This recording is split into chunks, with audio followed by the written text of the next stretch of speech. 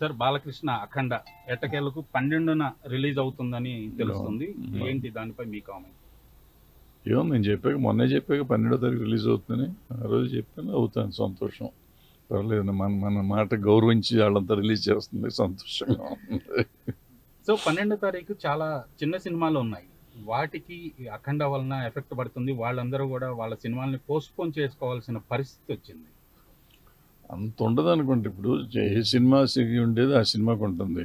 పెద్ద సినిమా వస్తే చిన్న సినిమా ఆడదు అనేది. ఆడే సినిమా ఎప్పుడైనా ఆడుతుంది, ఆడని సినిమా ఎప్పుడూ ఆడదు. ఈ సినిమా వచ్చేసరికి ఆ సినిమా చంపేస్తుంది అనేది ఉండదు. థియేటర్స్ కొంచెం అంటే ఇది లేదనుకుంటే థియేటర్స్ కొంచెం ఈజీగా ఉండి కొంచెం ఇబ్బంది అవుతుంది. నెంబర్ ఆఫ్ థియేటర్స్ వాళ్ళు సపోజ్ ఫర్ ఎగ్జాంపుల్ 100 థియేటర్లు చేద్దాం అనుకో, ఆ చిన్న సినిమాకి 100 ఉండవు, 50 ఉండొచ్చు. అట్లాంటివి జరుగుతాయి. సో అఖండ ఇష్యూలో మేజర్ మిస్టేక్ ఎవరిది అనుకుంటున్నారు? ఎవరిదే ఉంది మిస్ప్లానింగ్. ఈ మధ్యకాలంలో సినిమాలు మెజారిటీగా మనకి నష్టపోతుంది ఓవర్ బడ్జెట్.